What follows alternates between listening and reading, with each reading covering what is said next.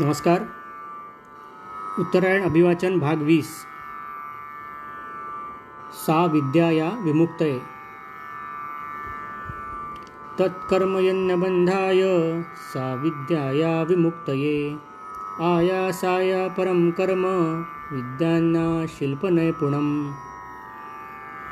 जे कर्म आम्हाला बांधत नाही ते वास्तविक कर्म आहे. जे ज्ञान मुक्तीसाठी आहे तेच खरे ज्ञान आहे. अन्य सारे कर्म केवळ श्रम या संज्ञेत मोडते आणि बाकी सर्व विद्या केवळ कुशलता आहेत. श्री विष्णू पुराणातील प्रथम स्कंधातील 19व्या अध्यायातील हा श्लोक भारतीय मूल्याधारित शिक्षण व्यवस्थेचा पाया आहे. समस्त बंधनापासून मुक्ती हे विद्येचे उद्दिष्ट आहे. म्हणूनच उपनिषदात ऋषीवर म्हणतात, सा विद्या या विमुक्तये. या ऋषीमुनींनी संसारासंबंधी ज्ञान प्रदान करणाऱ्या विद्येलाही अविद्या म्हटले आहे. एकनाथी भागवतात शांती ब्रह्म एकनाथ महाराज म्हणतात, त्या जीवा भासासी प्रस्तुत नित्यबद्ध नित्यमुक्त एकासी दोन्ही अवस्था येत असे दावित विद्या अविद्या. संसाराचे ज्ञान हे देखील मनुष्याला बंधनात अडकविते. या ज्ञानाचे मूळ विषय सुखाची इच्छा हेच असल्याने ही अविद्या आहे. परंतु याची उपेक्षा देखील होता कामा नये. शिक्षणाचा उद्देश केवळ आर्थिक दृष्टीने बलवान होणे असा नसून समाज आणि राष्ट्रसेवा आहे. स्वामी रामतीर्थ म्हणतात, 1823 भारताची साक्षरता 100% होती. 1835 मेकॉलेने भारतीय शिक्षण पद्धती आणि व्यवस्था यांचा बोजवारा उडवला आणि देशाला स्वातंत्र्य मिळेपर्यंत भारताची साक्षरता 18% येऊन ठेपली. शिक्षण व्यवस्थेत सुधारणा, पाठ्यक्रम निर्धारण आदी बाबी या शासनमुक्त असल्या पाहिजेत. सरकार केवळ शिक्षा नीती तयार करेल, परंतु विद्यार्थ्यांना ज्ञान प्रदान करण्याचे दायित्व सर्वस्वी शिक्षकांचे आहे. आधुनिक शिक्षण व्यवस्थेच्या नावाखाली पाश्चात्य विचारांचा बोलबाला, अर्थ आणि परीक्षा प्रधान पद्धतीत आपल्या अनेक पिढ्यांचे वैचारिक नुकसान झाले हे खेदाने नमूद करावेसे वाटते. असो, शास्त्र म्हणते विद्या विमुक्त करणारी असते अथवा असावी. विद्येचा एक अर्थ ज्ञान असा आहे. ज्ञान हा अज्ञानाचा शत्रू आहे. अज्ञान म्हणजेच अंधकार. खोलीत अंधार असेल तर आपल्याला खोलीतील वस्तूंचे, व्यक्तीचे ज्ञान होणार नाही. परंतु त्याच खोलीत प्रकाश पडल्यास आपल्याला वस्तूंचे सहज आकलन होऊ शकते. मन, बुद्धी आणि विचार यात जर अज्ञानरूपी अंधकार पसरला असेल तर विद्या विमुक्त होणार कशी? ज्ञान पुस्तकातून, साहित्यातून अथवा प्रत्यक्ष गुरूंकडून प्राप्त करता येते. चर्मचक्षूंच्या माध्यमातून आपण सारेच संसारात विचरण करीत असतो. मात्र गुरु, सद्गुरू, शिक्षक आपल्या आतील मर्मचक्षूंचा विकास करतात. म्हणूनच म्हणतात, नास्ति विद्या समम चक्षु. अर्थात विद्येशिवाय दुसरे डोळे नाही. म्हणजे विद्या केवळ दृष्टी नसून विमुक्तीचे माध्यम देखील आहे. श्रीमद जगद्गुरू शंकराचार्य स्वामी महाराज म्हणतात, जो मनुष्य जितका वेळ निद्राधीन राहतो त्यासाठी रात्र मोठी असते आणि त्याचा दिवस तेवढाच उशिरा सुरू होतो. गुढार्थाने महाराज म्हणतात, अज्ञानतेची रात्र ही अशीच मोठी असते. परंतु सद्गुरू जेव्हा आमचे मर्मचक्षु उघडतात तेव्हा अज्ञान नष्ट होते.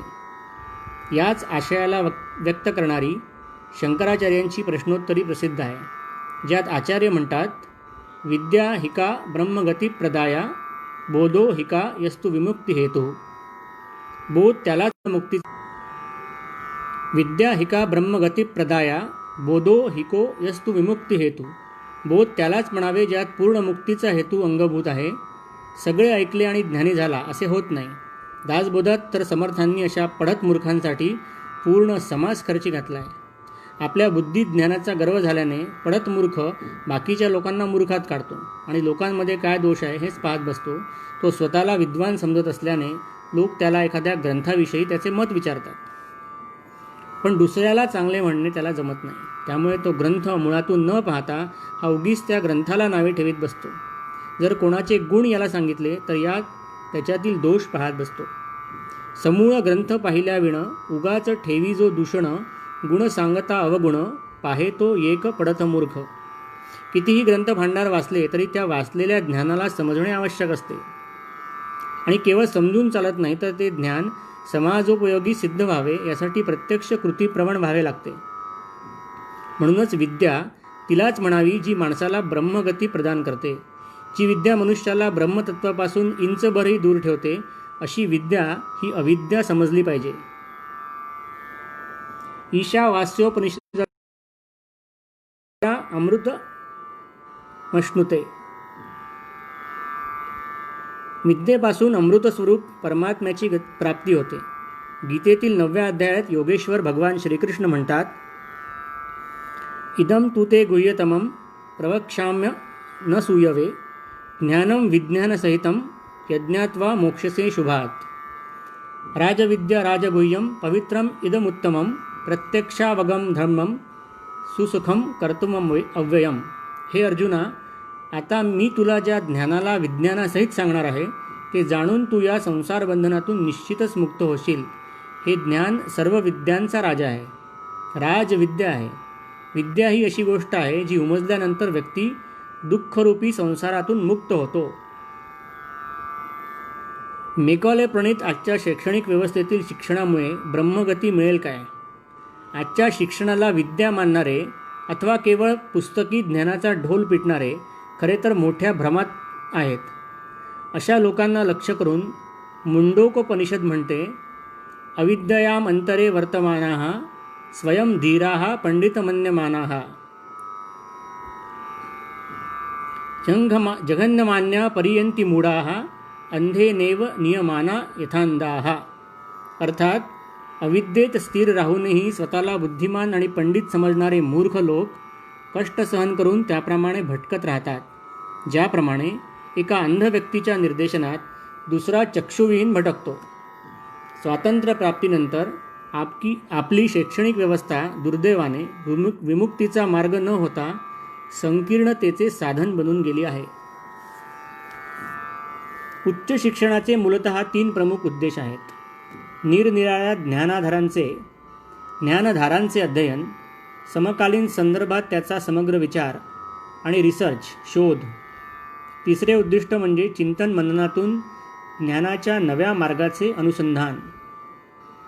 भारतीय संस्कृती आणि परंपरा यांच्यासोबत विद्यार्थ्यांचे अनुसंधान होत नसेल तर आपल्या भारतीय संस्कृतीचे चिरंजीवित्व कसे अबाधित होणार? म्हणूनच एकनाथी भागवतात नाथ महाराज म्हणतात, जो विद्या प्राधान्ये नित्यमुक्तू, जो ज्ञानशक्तीने शक्तिमंतू, सर्व व्यापकू सर्वी अलिप्तू, तो नित्यमुक्तू बोलिजे.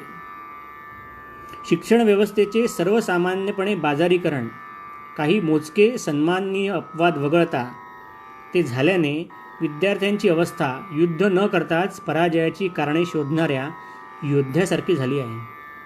तंत्रज्ञानाचा अतिवापर आणि अतिप्रसार झाल्याने मनुष्याला देखील आता मनुष्यबळ, संसाधन, रिसोर्स म्हटले जाते, जे सर्वथा अयोग्य आहे. स्वातंत्र्यानंतर शिक्षण आणि संस्कृती मंत्रालय असणारे आपले मंत्रालय आत्तापर्यंत मनुष्यबळ विकास होते, आता ते शिक्षण मंत्रालय झाले आहेत. ही चांगली गोष्ट आहे. नावातच मनुष्यबळ विकास असल्याने अनेकदा सहानुभूतीयुक्त संवेदनायुक्त मनुष्य निर्माण होण्याऐवजी यंत्रवत मनुष्य निर्मितीकडे दुर्दैवाने वाटचाल व्हायची. खरे तर शिक्षणाचा सरळ संबंध आपल्या संस्कृती आणि विचार परंपरेशी आहे. त्यामुळे पुनश्च एकदा शिक्षा आणि संस्कृती मंत्रालय झाले, याचे अभिनंदन. रोजगाराभिमुख कौशल्याधारित तांत्रिक शिक्षणासोबतच साहित्य, दर्शन, इतिहास, समाजशास्त्र, भाषा, संगीत, ललितकला, प्राचीन खेळ, लोकपरंपरा या ज्ञानशाखांचा अधिक विस्ताराने आणि गतीने प्रवाहित होण्याची आवश्यकता आहे. आगामी काळात राष्ट्रीय शिक्षा नीती भारतात लागू होत आहे. नवे ती लागू झाली आहे. भारत केंद्रित शिक्षा नीती हेच भारताच्या शिक्षण प्रणालीचे सूत्र असावे, या उद्देशाने ही नीती तयार केली आहे. पाठ्यक्रमात भारतीय ज्ञानपद्धतीचा समावेश, राष्ट्रीय शिक्षा आयोगाची स्थापना यासह अनेक प्रभावी बिंदू या शिक्षा नीतीत आहेत. शालेय स्तरापासून विद्यापीठ स्तरापर्यंत व्यापक शिक्षण प्रशिक्षणाचा अंतर्भाव यात केला आहे. राष्ट्रीय शिक्षा नीती तयार करताना भारतीय नागरिक त्यांच्या परंपरा, लोकसंस्कृती आणि भाषा यांच्या विविधतेला लक्षात ठेवले आहेत. शिक्षण प्रणालीत आमूलाग्र बदल करताना सर्वांना सहजगत्या गुणवत्तापूर्ण उच्च शिक्षण लाभावे याची निश्चिती केली गेली आहे. भारतामध्ये 1978 पासून अनेक आयोग आणि समित्या आल्या आणि गेल्या, पण गेली अनेक 4 ते 5 वर्षे अथक परिश्रम आणि मंथन करून तयार केलेली ही राष्ट्रीय शिक्षा नीती येणाऱ्या भारताच्या भाग्योदयाची नांदी ठरणार हे मात्र निश्चित. या दृष्टीने भारतीय शिक्षण मंडळाने देशभरात केलेल्या जनजागृतीची भविष्यात नक्कीच नोंद घेतली जाईल. कोणत्याही देशाचा आर्थिक, सामाजिक आणि सांस्कृतिक विकास तिथल्या शिक्षण व्यवस्थेवर अवलंबून असतो.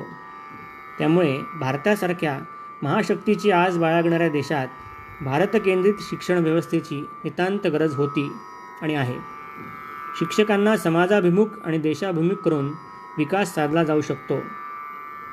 शिक्षण व्यवस्थेत भारतीयता आल्यास विद्यार्थ्यांचा 360 अंशात अर्थात सर्वांगाने विकास होईल.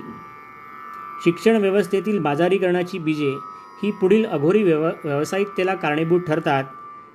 जर शिक्षण हे सेवाभावनेने प्रदान केले तर अशा शिक्षण व्यवस्थेतून तयार झालेले विद्यार्थी देखील आपल्या जीवनात प्रत्येक कार्य सेवाभावनेनेच करतील यात शंका नाही.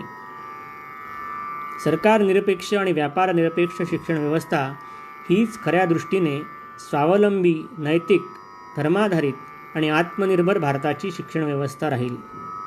नवीन राष्ट्रीय शिक्षा नीती यामधून राष्ट्रोत्थानाचे नवनीत निघावे आणि तसे झाल्यास संपूर्ण शिक्षण प्रणाली उच्चारवाने जयघोष करेल. सा विद्या या विमुक्तये, सा विद्या या विमुक्तये. धन्यवाद. उद्या पुन्हा भेटूया उत्तरायण अभिवाचनाच्या 21व्या भागामध्ये. जय श्रीराम. शुभरात्री. धन्यवाद.